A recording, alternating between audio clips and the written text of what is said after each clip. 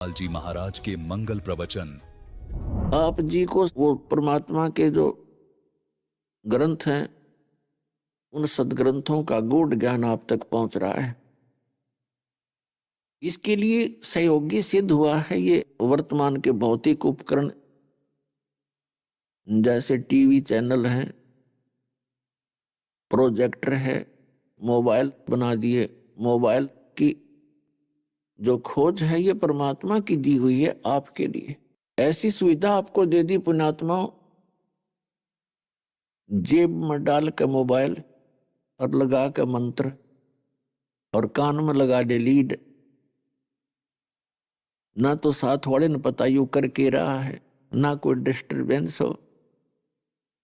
तो इस मन पापी को परमात्मा के चरणों में लगाए रखे, कभी सत्संग सुने, कभी मंत्र करे, कभी सुबह शाम दोपहर की वो नित्य नियम वो साधना करे, तो पूरा जीवन आपका पूरा दिन एक बहुत अच्छे शेड्यूल के आधार से चलेगा। जो समय हम बर्बाद किया करते ताश खेल के, हुक्का पी के, गप्पे मार के, इधर उधर की बकवाद बतला के या फिल्म देख करके, वो मनुष्य जीवन का कार्य नहीं है, भक्तों का काम नहीं है। विद्यार्थी को नहीं चाहिए ऐसी बकवाद करनी। तो आप विद्यार्थी हैं, परमात्मा पाने वाले, मोक्ष कराने वाले विद्यालय में आपका प्रवेश है और आपका सिलेबस भी भिन्न होता है। अन्य जो साधना नहीं करते, जो विद्यार्थी जो स्कूल में नहीं आते विद्यालय में, उन व्यक्तियों उन बच्चों से हटकर विद्यार्थी की सारी क्रियाएं होती हैं। तो विद्यार्थी ने अपने विद्यार्थी वाले काम ही करने चाहिए, आम बच्चों की तरह उसने अपना समय व्यर्थ नहीं करना चाहिए। और जो साधना कर रहे हैं, सच साधना नहीं करते वो प्राणी, वो बहुत विचलित है। और जब ये तत्व ज्ञान होता है उस समय पता चलता है कि सचमुच हम जो साधना कर रहे थे वो ठीक नहीं थी। कोई भी जैसे नकली और असली की, ओरिजिनल एंड डुप्लीकेट की पहचान उसी समय होती है जब दोनों साथ साथ हों। तो पुण्यात्माओं, जितने भी ये महापुरुष हुए हैं वर्तमान के कलयुग के, उनके अनुभव की बुक, उनके अनुभव के प्रवचन डीवीडी और साथ में सदग्रंथों के गुण रहस्य, और जिनको परमात्मा मिले उन महापुरुषों का अपना अनुभव, उन दोनों को दास ने आप सबको रूबरू कर दिया, दोनों साथ साथ दिखा दिए। जिस कारण से आप जी ने ओरिजिनल और डुप्लीकेट को साथ साथ रखा होने से जल्दी पहचान लिया। और जिसका परिणाम ये निकला है कि आप उस काल के ग्रुप से निकल आए। जो पुण्यात्माएं वहां से निकल आए हैं, तो आपका बहुत बड़ा सौभाग्य है कि आपको यह बात समझ में आ गई। नहीं तो जो भी जहां पर लगा है वहां एक ऐसा सर्कल बना रखा है काल भगवान ने, बहुत वर्षों से इकट्ठे एक स्थान पर आ रहे हैं, जा रहे हैं, एक ग्रुप बन जाता है। और एक व्यक्ति वहां से निकलना चाहता है तो दूसरे टांग पकड़ते हैं, उसको हर तरह से व्यंग कसते हैं, उसके बाधा करते हैं। लेकिन ये ज्ञान समझ में आने के बाद आप सब बंधनों को तोड़कर यहां पहुंच जाओगे। और वही व्यक्ति ऊपर उठा है जिसने संसार की झूठी मर्यादाओं को तोड़ दिया है, उनका परित्याग कर दिया। तो पुण्यात्मा, परमात्मा की भक्ति करने के लिए मनुष्य जीवन प्राप्त होता है। और मनुष्य जीवन प्राप्त करके जो भक्ति नहीं करते वो अपना जीवन नाश कर रहे हैं।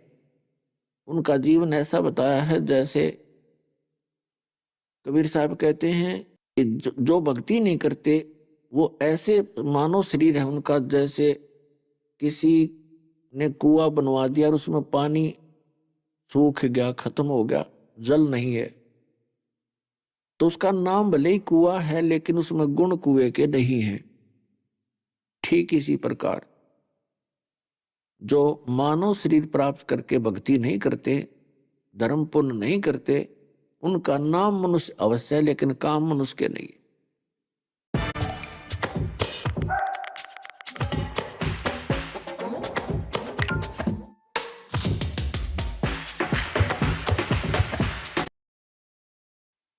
तो मानव शरीर का मूल कर्तव्य है परमात्मा की भक्ति करना, धर्म पुण्य करना, किसी की आत्मा नहीं दुखावे और परमार्थ के काम गणे करे, तो वो मानव शरीर है। और पशु की तरह छीना झपटी करना, दाव लगाए रहना किसी को कहीं से रिश्वत लेने के लिए, कहीं से मिलावट करके धन कमाने के लिए, कहीं पर 100 प्रकार की झूठ बोल के एक रोजी रोटी के लिए कर्म बिगाड़ता है, तो मानव के कर्म नहीं, वो तो एक पशु जैसे कर्तव्य है और शैतान जैसे कर्म है। तो वो भक्तों के काम के नहीं होते, उनको सुधार करो। परमपिता परमात्मा ने आकर के ये ज्ञान दिया है, पुण्यात्माओं, आपके जो जनक हैं, आपके जो हमदर्द हैं, वो कबीर परमेश्वर है और वो आपके लिए बार बार यहाँ आते हैं, लेकिन अज्ञान के कारण हम उनको पहचान नहीं पाते, क्योंकि काल के दूत अनगिन हमारे अंग संग रहते। एक तो पुण्यात्माओं, आपके कुछ दिनों में समझ में आ जाएगी कहानी, जो पुराने भक्त हैं उनको तो पता लग चुका है कि विश्व के अंदर सतलोक आश्रम के अतिरिक्त कहीं पर सत्साधना नहीं है, यथार्थ ज्ञान भक्ति का नहीं है। और जो पुण्यात्मा यहाँ से वंचित हैं, तो दुर्भाग्य है उनका, वो अपना जीवन नष्ट कर रहे हैं। जिस दिन वो यहाँ पहुंचेंगे उनको पता चलेगा कि सचमुच हम बहुत गलत जगह फंस गए थे। अब जो पुण्यात्माएं वहां से निकल कर आ रहे हैं, अब रो रहे हैं। कोई कहता मैंने 20 वर्ष खो दिए, कोई कहता मैंने 40 वर्ष बर्बाद कर दिए। अब उनको कैसे संतुष्टि होगी उस गए जीवन की? लेकिन उनके लिए दास प्रार्थना करता है। कबीर साहब ने ऑप्शन बता रखा, उसका भी विकल्प है। कबीर साहब कहते हैं, जीवन तो थोड़ा ही भला जै सत सुमरण हो, और लाख वर्ष का जीवना कोई लिखत रहने को। यदि सत साधना है तो थोड़े ही समय में आपकी सारी कमी पूरी हो जाएगी। जैसे यहां आपको ऐसी श्रेष्ठ साधना मिलेगी, इतनी बहुमूल्य भक्ति मिलेगी। क्या बताया है? सत्य नाम पालड़े रंग होरी हो, 14 लोक चढ़ावे राम रंग होरी हो, 3 लोक पासंग धर रंग होरी हो, तो ना तुले तुलाया राम रंग होरी हो। एक सतनाम के सिमरण की इतनी कीमत है, जैसे आपने लाल सुना होगा, देखा नहीं। लाल की कीमत करोड़ों में होती है, और इतना सा पत्थर होता है छोटा सा 200 ग्राम का। तो जिसके पास लाल है तो कितना धनी व्यक्ति है। जो सतनाम जिसको प्राप्त हो गया और उसका मर्यादा में रहकर जो भक्ति करते हैं, उनको कितना भक्ति धन संग्रहित हो रहा है, उनका इकट्ठा हो रहा है। कहते हैं, सतनाम पालड़े रंग होरी हो, और 14 लोक चढ़ावे राम रंग होरी हो, 3 लोक पासंग धरे रंग होरी हो, और तो ना तुले तुलाया राम रंग होरी। होरी का मतलब खुशी, के बधाई हो आपको एक सतनाम का सिमरन प्रॉपरली परम संत से प्राप्त करके, अधिकारी से, और उसका सिमरन किया जाएगा तो उसकी कितनी कीमत बनती है कि एक तकड़ी के यानी तराजू के एक पलड़े में सतनाम की एक कीमत रख दे, और दूसरे में 14 लोक चढ़ा दे। 14 लोक, ये विष्णु का लोक, शिव जी का लोक, ब्रह्मा जी का लोक, और ये जो ऊपर के ब्रह्मलोक के अंदर, और जैसे धर्मराय का लोक, इंद्र का लोक, कहते ये 14 लोक भी एक पालड़े में रख दे, इनकी कीमत। और 3 लोक पासंग धरे, पृथ्वी लोक, पाताल और स्वर्ग लोक, इनको पासंग रख दे। पासंग मीन इनका तो सौदा ही नहीं इस मामले में। पासिंग आपको समझा दें, क्योंकि हमने तो पासिंग खूब सुनी है, नए बच्चों ने नहीं सुनी होगी। क्योंकि ये जो वाणी बोली गई थी जिसमें आदरणीय गरीबदास साहिब जी ने परमात्मा से परिचित होकर जो विज्ञान दिया था, उसमें यही भाषा ज्यादा समझी जाती थी। और इस दास का ऐसे समय में जन्म दिया कि ये दास उस पिछली भाषा से भी परिचित है और वर्तमान की भाषा से भी परिचित है।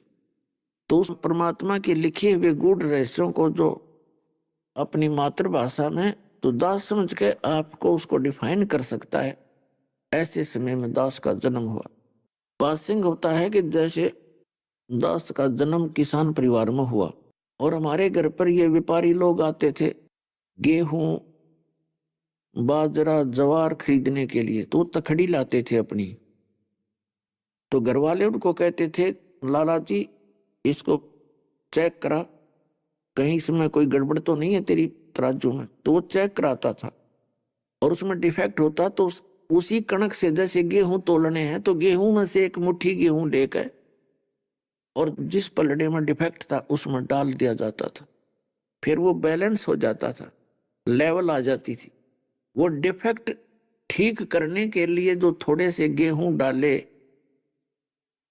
एक पलड़े में, तो वो पासिंग कहलाती थी। पासिंग वो सौदे में नहीं आता।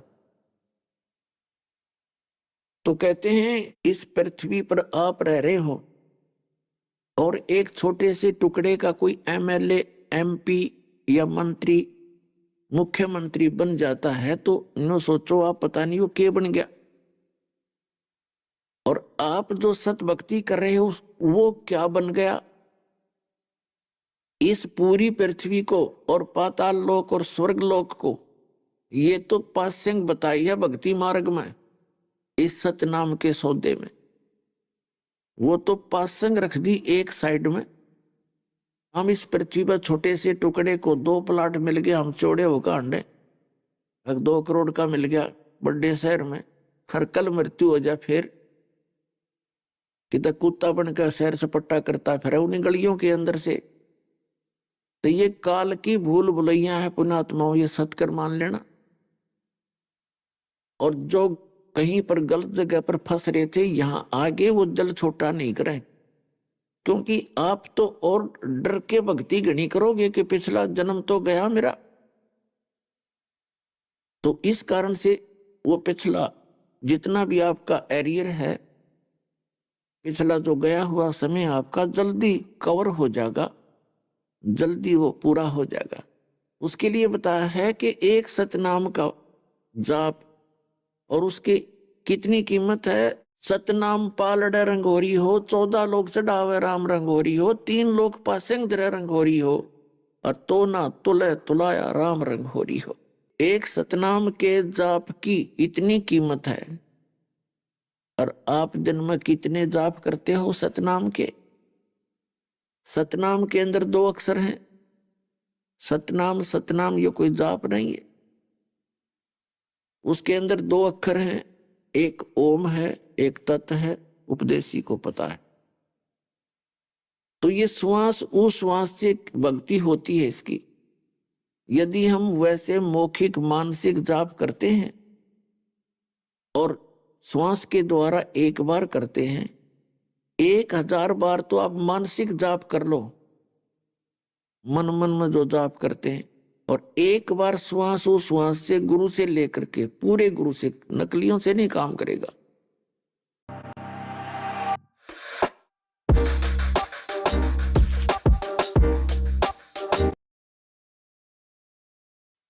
तो वो एक बार का सांस लिया हुआ आपके 1000 मानसिक जाप से भी ज्यादा होगा।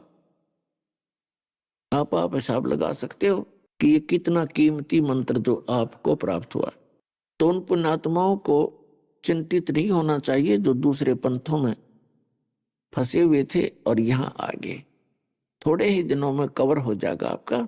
लेकिन फिर इस परमात्मा के अंदर एक विशेषता और है कि आपकी आयु भी बढ़ा देंगे ये, जिससे आप सच्ची तरफ से भक्ति करते हुए इसी जीवन में सफल हो जाओगे।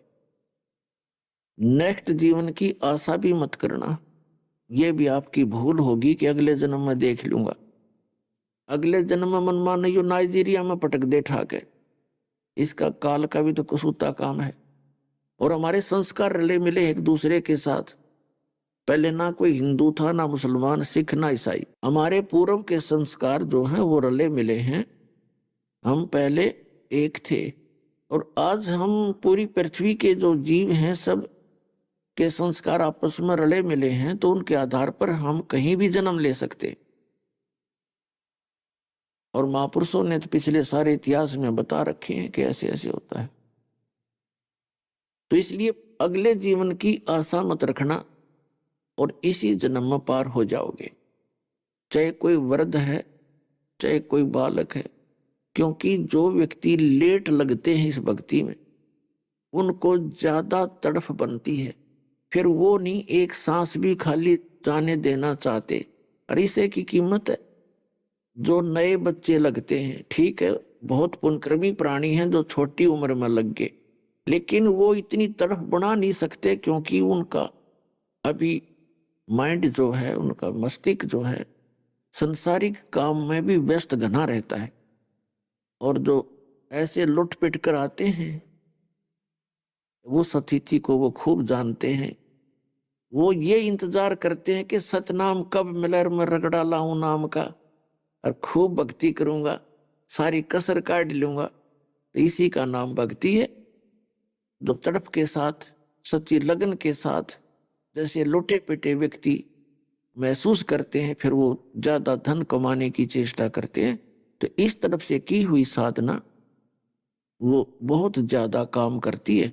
एक तो स्वाभाविक मंत्र लेता है, जाप करता है। एक विशेष कसक के साथ जो जाप किया जाता है उसकी कीमत और भी ज्यादा बताइए। तो साधना तड़फ के साथ करें।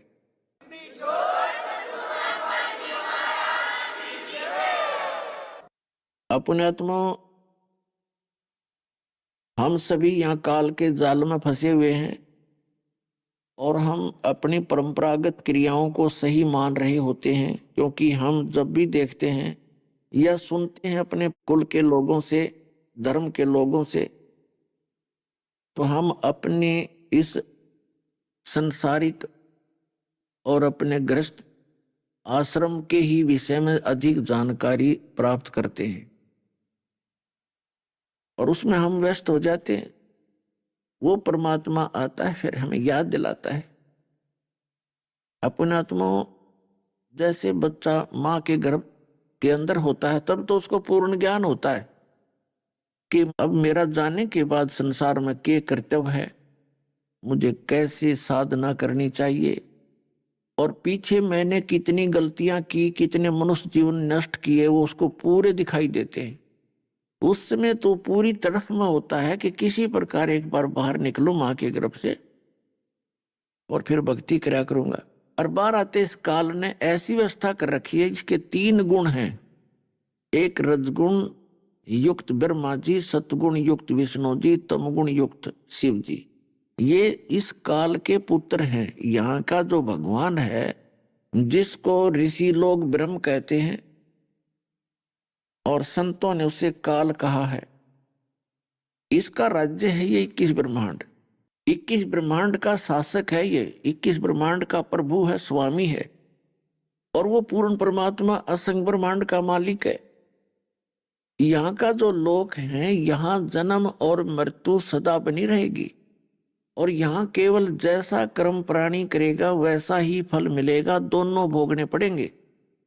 यहाँ पशु पक्षियों की योनि भी कंपलसरी है, सबको मिलेगी। लेकिन पूर्ण परमात्मा सत्य पुरुष की साधना करने से आपका सदा के लिए छुटकारा हो जाएगा और वो स्थान मिलेगा जहां कभी दुख नहीं होता और पुनः जन्म मृत्यु वहां नहीं होती। तो उस ज्ञान को देने के लिए परमात्मा स्वयं आते हैं। उस ज्ञान को बताने के लिए परमेश्वर को स्वयं आना पड़ता है, क्योंकि ये काल भगवान सभी प्राणियों को मिसगाइड करके, भ्रमित करके रखता है। जो अच्छी आत्माएं होती हैं उनको गुरु पद पर बैठा देता है ये, कोई भी कारण बनाकर। और वो पुण्यकर्मी होती है, उनके पिछले जन्म के संस्कार बहुत अच्छे होते, जिस कारण से वो चाहे सारी उम्र झूठ बोलें, सारी उम्र कुबद करें और कितना ही पाप इकट्ठा करें, तो भी उनको कोई हानि नहीं होती दिखती। और उनके कुछ वचन में भी शक्ति होती है। वो पूर्व जन्म की बैटरी उसकी चार्ज है, भविष्य में वो अपने कर्म फोड़ रहा है। फिर उनको इकट्ठा ही ऐसा नरक में डाला जाएगा जो परमात्मा के बच्चों को भगवान से दूर रखने का काम कर रहा है, जो नकली गुरु बनके। तो वो सबसे बड़ा अपराधी है भगवान की दृष्टि में, कबीर साहब की दृष्टि में। ये काल क्या करता, अच्छी आत्माओं को सेलेक्ट कर लेता है, उनको भ्रमित करता है। फिर वो प्रभु पाक जाते हैं, 100 200 1000 2000 जिसके चेले हो गए। और भाव, चेलों का भाव तो, श्रद्धालुओं का तो, विद्यार्थी का भाव तो विद्यार्थी वाला ही होता है, यानी भक्तों का भाव भक्तों वाला ही होता है। वो तो उस जो गुरु पद पर बैठा है वो अकलहीन प्राणी, उसको भी गुरु मान कर, संत मान कर श्रद्धा से उसकी सेवा करते हैं, उसको दक्षिणा देते हैं। वो अपने भी कर्म फोड़ रहा है और उन पुण्यात्माओं को बर्बाद कर रहा है जो भक्ति के लिए निकले थे। तो इतना बड़ा अपराधी इस पृथ्वी पर और दूसरा व्यक्ति नहीं हो सकता जो झूठा गुरु है भगवान के दरबार। तो पुण्यात्मा उस ज्ञान को देने के लिए परमेश्वर स्वयं आते हैं। और ऋग्वेद मंडल नंबर 9 सूक्त नंबर 86 और मंत्र नंबर 26 और 27 में, ऋग्वेद मंडल नंबर 9 सूक्त 82 मंत्र 1 2 3 में, ऋग्वेद मंडल नंबर 9 सूक्त 20 मंत्र 1 में, ऋग्वेद मंडल नंबर 9 सूक्त 54 मंत्र 3 में, ऋग्वेद मंडल नंबर 9 सूक्त 94 के मंत्र 1 में, ऋग्वेद मंडल नंबर 9 सूक्त 95 के मंत्र नंबर 2 में, ऋग्वेद मंडल नंबर 9 सूक्त 96 यानी 96 के मंत्र 16 से लेकर 20 तक, और भी अनेक स्थानों पर ये प्रमाण है कि वो परमात्मा ऊपर के लोक में रहता है। वो देखने में राजा के समान है, सिंहासन पर विराजमान है, सिर पर मुकुट है, ऊपर छत्र है, बहुत बड़ा गुम्बद उसका बना हुआ है राजमहल की तरह। वहां वो परमात्मा विराजमान है और यहाँ अच्छी आत्माओं को मिलता है, ज्ञान देने के लिए आता है, वहां से गति करके आता है, वो चल कर आता है। और यहाँ पर वो कवियों की तरह आचरण करता है, अपनी वाणी को जैसे लोकोक्तियों के माध्यम से यानी पद भाग में उच्चारण करता है, कवियों की तरह आचरण करता हुआ घूमता फिरता है, वाणी के द्वारा बोल बोल कर ज्ञान सुनाता है। भाई भाई भाई भाई Oh no! क्या हुआ? भाई 2000 उधार देना। 2000 रुपए किस लिए? वो ड्राइविंग लाइसेंस बनवाना है ना। तो अच्छी आत्माओं को मिलता है वो परमात्मा ही होता है। तो किन किन को मिला था? आदि